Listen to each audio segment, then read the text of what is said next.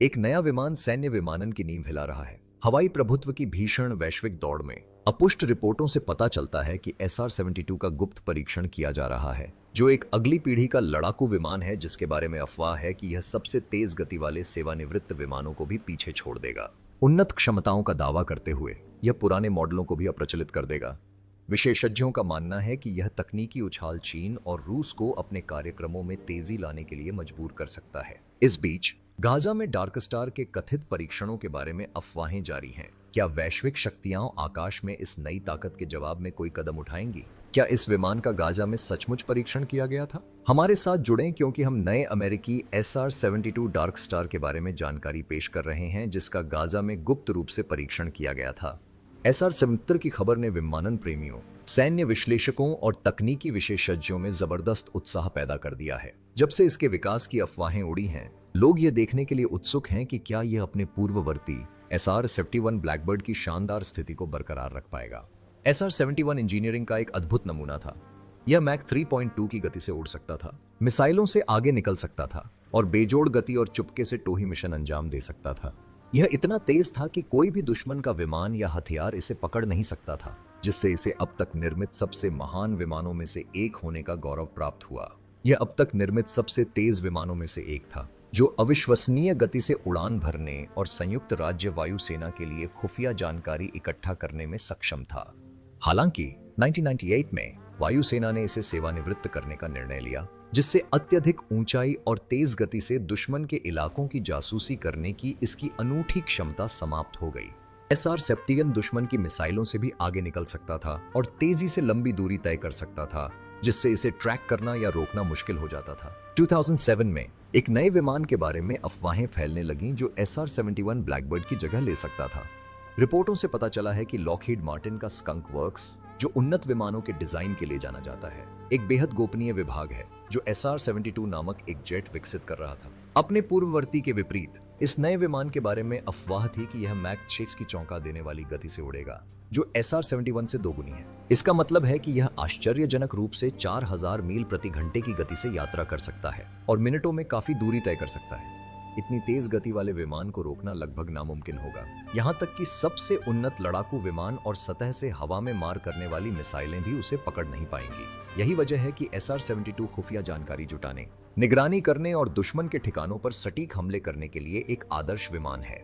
धीमे ड्रोन या स्टील्थ लड़ाकू विमानों के विपरीत, जिनके पकड़े जाने का खतरा होता है, SR-72 उड़कर आ सकता था, अपना मिशन पूरा कर सकता था और दुश्मन को पता चलने से पहले ही निकल सकता था। हालांकि SR-71 ब्लैकबर्ड अविश्वसनीय रूप से तेज था, लेकिन यह कभी भी हाइपरसोनिक गति तक नहीं पहुंच पाया। ऐसा करने वाला एकमात्र पायलट विमान नासा का X-15 था, जो एक रॉकेट चालित अनुसंधान विमान है और आज भी गति के रिकॉर्ड रखता है।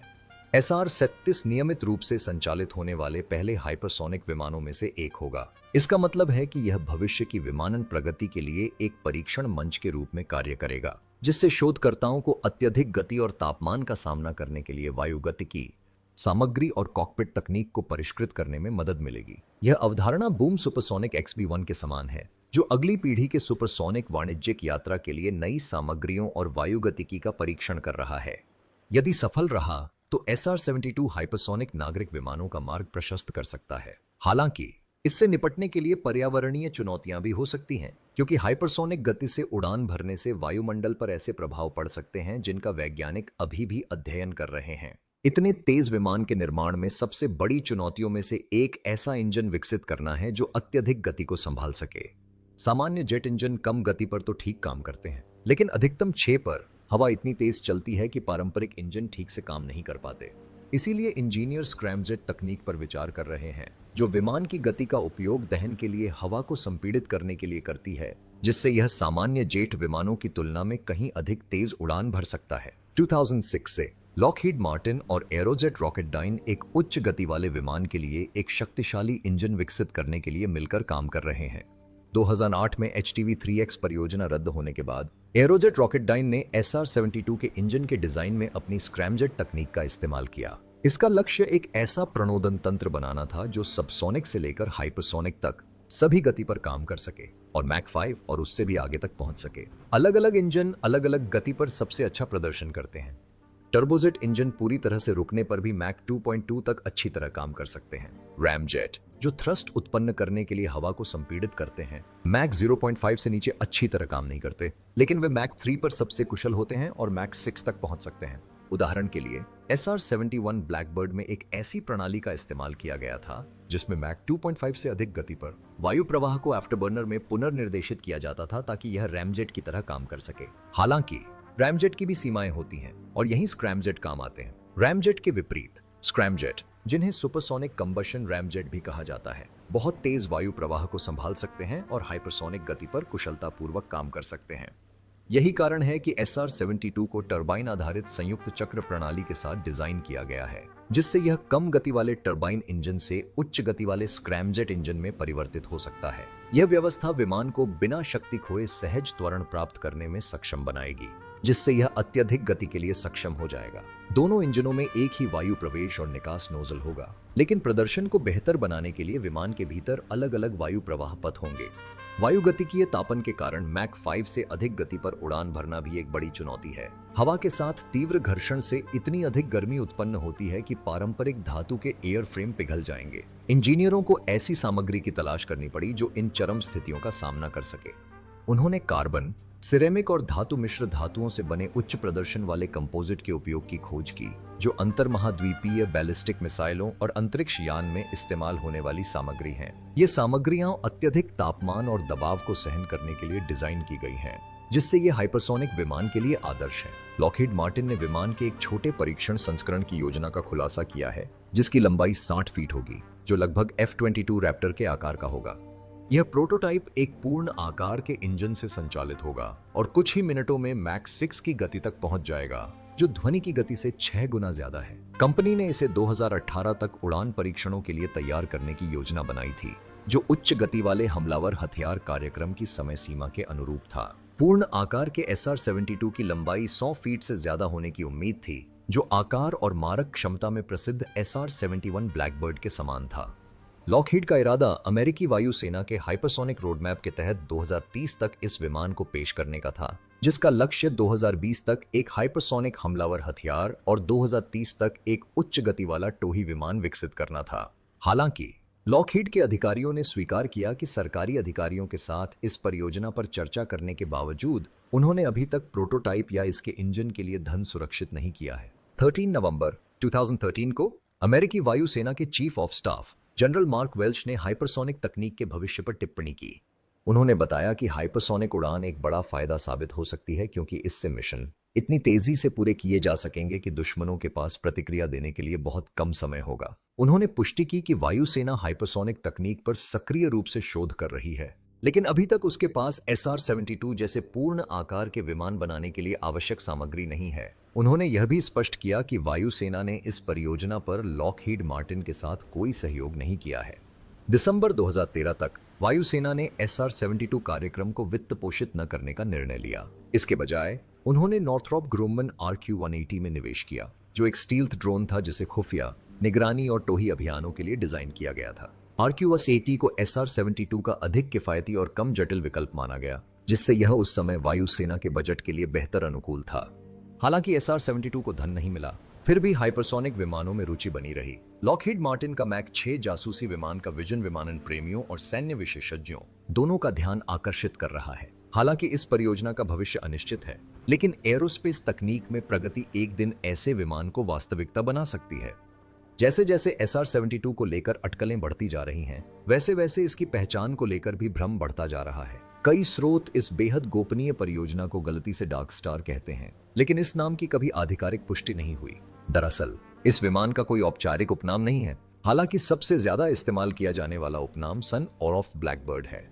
यह अनौपचारिक शीर्षक प्रसिद्ध SR एक्टियन ब्लैकबर्ड से इसके संबंध को दर्शाता है, जो एक टोही विमान था जिसने अपने समय में गति और चुपके के मानक स्थापित किए थे। SR-72 कभी उड़ान भरता है या नहीं, इसकी रहस्यमयता और क्षमता ने विमानन इतिहास में अपनी जगह पक्की कर ली है। सैन्य जगत में विमानों को उपनाम देना, जैसे कि F-15 को ईगल कहना, एक ऐसी प्रक्रिया है जो ऐतिहासिक परंपरा, व्यावहारिक आवश्यकताओं और सेना या निर्माता द्वारा निर्धारित सख्त प्रोटोकॉल का संयोजन करती है। यह प्रक्रिया आमतौर पर तब शुरू होती है जब वायुसेना औपचारिक रूप से विमान को स्वीकार कर लेती है। SR-72 के लिए अभी तक कोई आधिकारिक नाम नहीं है, हालांकि कई लोगों ने इसे विभिन्न नामों से पुकारने की कोशिश की है। SR-72 का विकास दशकों के शोध, विशेष रूप से HTV-2 परियोजना से प्राप्त सबक पर आधारित है। उनके उन्नत विकास कार्यक्रमों ने DARPA की फाल्कन परियोजना के एक भाग के रूप में हाइपरसोनिक प्रौद्योगिकी वाहन 2 का निर्माण किया। HTV-2 एक रॉकेट प्रक्षेपित मानव रहित विमान था जिससे वायुगतिकी, मार्गदर्शन, नेविगेशन, नियंत्रण और एयरफ्रेम पर उच्च गति की उड़ान के प्रभावों पर डेटा एकत्र करने के लिए डिजाइन किया गया था। इसने अपनी पहली उड़ान अप्रैल 2010 में और दूसरी उड़ान अगस्त 2011 में भरी और मैक 20 तक की गति प्राप्त की। इन परीक्षण उड़ानों से प्राप्त डेटा SR-72 के डिजाइन के लिए महत्वपूर्ण रहे हैं, जिससे इंजीनियरों को हाइपरसोनिक गति पर चरम स्थितियों से निपटने का तरीका सीखने में मदद मिली। HTV-2 इस मायने में उल्लेखनीय था कि यह इतनी तेज गति से यात्रा कर सकता था कि न्यूयॉर्क शहर से लॉस एंजल्स तक उड़ान भरने में इसे 11 मिनट से भी कम समय लगता था। एक अविश्वसनीय उपलब्धि जो आधुनिक एयरोस्पेस डिजाइन को प्रभावित करती रहती है। SR-72 से अपने पूर्ववर्ती SR-71 की तरह ही कई भूमिकाएं निभाने की उम्मीद है। वायुसेना की तकनीक के अनुसार SR-72 संभवतः एक हाइपरसोनिक टोही विमान होगा जो SR-71 जैसे ही अभियानों के लिए उन्नत तकनीक का उपयोग करेगा, लेकिन इसकी क्षमताएं यहीं तक सीमित नहीं है। SR-72 के बारे में यह भी अफवाह है कि यह 1 घंटे के भीतर किसी भी महाद्वीप पर स्थित लक्ष्यों को भेदने में सक्षम है, बशर्ते कि यह लॉकहीड मार्टिन के उच्च गति वाले स्ट्राइक हथियार जैसी हाइपरसोनिक मिसाइलों से लैस हो। विचार यह है कि विमान की अत्यधिक गति इसे सबसे सुरक्षित हवाई क्षेत्रों में भी घुसपैठ करने में सक्षम बनाएगी, जिससे यह खुफिया जानकारी जुटाने और संभावित युद्ध परिदृश्यों दोनों में एक आवश्यक उपकरण बन जाएगा। हाइपरसोनिक तकनीक के लिए संयुक्त राज्य वायुसेना की दीर्घकालिक योजनाएं SR-72 के विकास का समर्थन करती हैं और यह भी दावा किया जा रहा है कि जरूरत पड़ने पर इसे युद्ध अभियानों के लिए भी सुसज्जित किया जा सकता है। किसी भी हाइपरसोनिक विमान के लिए सबसे बड़ी चुनौतियों में से एक मैक 6 की गति से उड़ान भरते समय हवा के घर्षण से उत्पन्न होने वाली गर्मी है। यह घर्षण विमान की संरचना पर अत्यधिक तापीय तनाव उत्पन्न करता है। इससे निपटने के लिए 2 मुख्य रणनीतियां हैं। एक विकल्प है ठंडी संरचना, जो अंतरिक्ष शटल में इस्तेमाल होने वाली ऊष्मारोधी टाइलों जैसी हो। ये टाइलें विमान के मुख्य भाग से ऊष्मा को दूर रखकर सतह की रक्षा कर सकती हैं। दूसरा विकल्प टाइटेनियम जैसी सामग्रियों से बनी गर्म संरचना का उपयोग करना है। प्रत्येक दृष्टिकोण के अपने फायदे और चुनौतियां हैं और शोधकर्ता अभी भी यह निर्धारित कर रहे हैं कि SR-72 के लिए कौन सा रास्ता सबसे उपयुक्त होगा। अपने ताप प्रबंधन के अलावा SR-72 को विभिन्न अभियानों में असाधारण गति, गुप्तता और बहुमुखी प्रतिभा प्राप्त करने के लिए डिजाइन किया गया है। उम्मीद है कि अगर यह कार्यशील प्रोटोटाइप पहले से उड़ान नहीं भर रहा है तो इसमें उन्नत एवियोनिक्स और संभवतः कृत्रिम बुद्धिमत्ता सहायता प्राप्त प्रणालियां भी शामिल होंगी। ये नई विशेषताएं विमान को स्वायत्त रूप से संचालित करने में सक्षम बना सकती हैं, जो कि X-43 और X-51 वेव राइडर जैसे पिछले हाइपरसोनिक प्रायोगिक प्लेटफॉर्म में नहीं था। हालांकि पहले की परियोजनाएं मुख्य रूप से स्क्रैमजेट तकनीक के परीक्षण पर केंद्रित थीं। SR-72 को एक अधिक सक्षम और लचीली मशीन माना जाता है, जिसे व्यापक कार्यों के लिए डिजाइन किया गया है। हालांकि स्टील्थ के मोर्चे पर अभी भी कुछ चुनौतियां हैं। स्टील्थ तकनीक अक्सर ऐसी सामग्रियों पर निर्भर करती है जो रडार को अवशोषित कर सकती हैं, लेकिन ये सामग्रियां हाइपरसोनिक उड़ान से उत्पन्न अत्यधिक तापमान में भी टिक नहीं पाती। इसके अलावा SR-72 की तेज गति का मतलब है कि यह बहुत अधिक गर्मी पैदा करेगा और परिणाम स्वरूप एक स्पष्ट इंफ्रारेड सिग्नल उत्पन्न होगा। इस विशाल ऊष्मा संकेत के कारण इसे आधुनिक सेंसरों से छिपाना मुश्किल होगा। इसके अलावा यह विमान अपने पूर्ववर्ती SR-71 की तरह अपने पीछे एक ऐसी लहर छोड़ सकता है जिसे रडार द्वारा पकड़ा जा सकता है। इन समस्याओं के बावजूद SR-72 की गति इतनी असाधारण है कि यह किसी क्षेत्र से तेजी से निकल सकता है और अधिकांश पारंपरिक मिसाइलों को चकमा दे सकता है। दूसरे शब्दों में, हालांकि कागज पर ये स्टेल्थ उपाय कम प्रभावी लग सकते हैं, लेकिन विमान की खतरों से बच निकलने की क्षमता इस कमजोरी की भरपाई कर सकती है। SR-72 के लिए ईंधन एक और महत्वपूर्ण पहलू है। यह संभव है कि SR-71 की तरह यह नया विमान JP-7 जैसे किसी अनोखे ईंधन पर चले। यह ईंधन विशेष रूप से SR-71 ब्लैकबर्ड के लिए बनाया गया था और इसमें उच्च फ्लैश पॉइंट जैसे अनोखे गुण थे, जिससे यह कम तापमान पर कम ज्वलनशील होता था। ये विशेषताएं SR-71 द्वारा किए गए उच्च गति, उच्च ऊंचाई वाले मिशनों के लिए आवश्यक थीं, क्योंकि यह ईंधन एवियोनिक्स प्रणालियों में इंजनों को ठंडा रखने का भी काम करता था। हालांकि ऐसी अटकलें हैं कि लॉकहीड SR-72 के लिए अधिक पारंपरिक ईंधनों के उपयोग पर विचार कर सकता है ताकि रसद को सरल बनाया जा सके और परिचालन लागत को कम किया जा सके। साथ ही हाइपरसोनिक उड़ान के लिए आवश्यक उच्च प्रदर्शन को भी पूरा किया जा सके। SR-77 के विकास की समय सीमा भी एक चर्चित विषय है। रिपोर्टों से संकेत मिलता है कि इस दिशा में उल्लेखनीय प्रगति हुई है और हाइपरसोनिक इंजन के जमीनी परीक्षण कथित तौर पर 2013 की शुरुआत में ही शुरू हो गए थे। 2017 में लॉकहीड मार्टिन ने कहा कि नया इंजन वास्तविक दुनिया में इस्तेमाल के लिए तैयार है, जिससे उम्मीदें बढ़ गई हैं कि एक एकल इंजन वाला प्रोटोटाइप 2020 के दशक की शुरुआत में या शायद 2022 तक उड़ान भरना शुरू कर सकता है। अंतिम लक्ष्य 2030 तक एक दोहरे इंजन वाले संस्करण को परिचालन सेवा में लाना है। यह महत्वाकांक्षी कार्यक्रम वर्तमान एयरोस्पेस तकनीक की सीमाओं को आगे बढ़ा रहा है और 20 के दशक के मध्य तक उड़ान परीक्षणों में तेजी आने की उम्मीद है, क्योंकि परियोजना अवधारणा से पूरी तरह से परिचालन योग्य विमान में परिवर्तित हो रही है। विकास में यह तेज प्रगति न केवल SR-72 को वास्तविकता के करीब लाती है, बल्कि उन्नत तकनीक के परीक्षण से परे इसकी क्षमता को भी उजागर करती है। तकनीकी परीक्षण के अलावा SR-72 की अत्यधिक गति इसे एक शक्तिशाली निगरानी उपकरण बनाती है। केवल 1 मिनट में 60 मील से अधिक की दूरी तय करते हुए यह उन्नत कैमरों, रडार और सेंसरों के साथ किसी भी मौजूदा विमान से भी तेज गति से खुफिया जानकारी एकत्र कर सकता है। पहले अमेरिका उच्च गति की टोही के लिए SR-71 पर निर्भर था, लेकिन 1990 के दशक में इसके सेवानिवृत्त होने के बाद धीमे ड्रोन, पूर्वानुमानित उपग्रह और U-2 जासूसी विमान हवाई निगरानी के मुख्य उपकरण बन गए। जैसे जैसे वैश्विक तनाव बढ़ रहा है, गति एक बार फिर एक महत्वपूर्ण लाभ बन गई है। शीत युद्ध के दौरान सोवियत संघ ने SR-71 का मुकाबला करने के लिए MiG-31 फॉक्सहाउंड विकसित किया था। इस उच्च गति वाले इंटरसेप्टर को बाद में हाइपरसोनिक मिसाइलों को ले जाने के लिए संशोधित किया गया है, जिससे यह एक दुर्जेय खतरा बन गया है। SR-72 इस अवधारणा को और आगे ले जा सकता है, न केवल खतरों से आगे निकलकर, बल्कि हाइपरसोनिक हथियारों से सटीक हमले भी कर सकता है। तेज गति वाली मिसाइलें दुश्मनों को प्रतिक्रिया देने के लिए बहुत कम समय देती हैं, जिससे उनका बचाव करना मुश्किल हो जाता है। MiG-31 से प्रक्षेपित रूस की Ka-47M2 किंजल हाइपरसोनिक मिसाइल का पहले ही युद्ध में इस्तेमाल किया जा चुका है। हालांकि यूक्रेन ने अमेरिकी निर्मित पैट्रियट मिसाइल प्रणालियों का उपयोग करके कुछ मिसाइलों को रोकने में कामयाबी हासिल की है। अगर GPS निर्देशित बमों या हाइपरसोनिक मिसाइलों से लैस किया जाए तो SR-72 ज्यादा दूरी और ऊंचाई से लक्ष्यों पर हमला कर सकता है। कुछ विशेषज्ञों का सुझाव है कि इसका एक बमवर्षक संस्करण पुराने हो चुके B-1B लांसर की जगह ले सकता है और B-21 रेडर और B-52 स्ट्रैटोफोर्ट्रेस के साथ मिलकर काम कर सकता है। चाहे जासूसी विमान हो, हथियार प्लेटफॉर्म हो या हाइपरसोनिक परीक्षण स्थल हो, SR-72 सैन्य विमानन के भविष्य को आकार दे रहा है। अगर यह सफल रहा तो यह हाइपरसोनिक यात्रा को व्यावसायिक विमानन क्षेत्र में भी ला सकता है, जिससे दुनिया पहले से कहीं ज्यादा तेज हो जाएगी। SR-70 सैन्य रणनीति को नई परिभाषा देगा और अमेरिका को और भी मजबूत वैश्विक शक्ति बनाएगा। इन हाइपरसोनिक विमानों का एक बेड़ा, जो अवरोधन के लिए बेहद तेज और सटीक हथियारों से लैस है, एक भयावह निवारक के रूप में काम करेगा। कोई भी देश ऐसी ताकत को उकसाने का जोखिम नहीं उठाना चाहेगा, खासकर यह देखते हुए कि SR-71 का इस्तेमाल कभी-कभी शक्ति प्रदर्शन के लिए सुपरसोनिक गति से शत्रुतापूर्ण क्षेत्रों के ऊपर उड़ान भरने के लिए किया जाता था। अगर SR-72 हाइपरसोनिक मिसाइलों से लैस है, तो एक रणनीतिक हथियार के रूप में इसकी क्षमता और भी बढ़ जाती है। कुछ मायनों में SR-70 विमान वाहक युद्धक समूहों जैसा ही निवारक प्रभाव प्रदान कर सकता है, लेकिन लागत काफी कम होगी।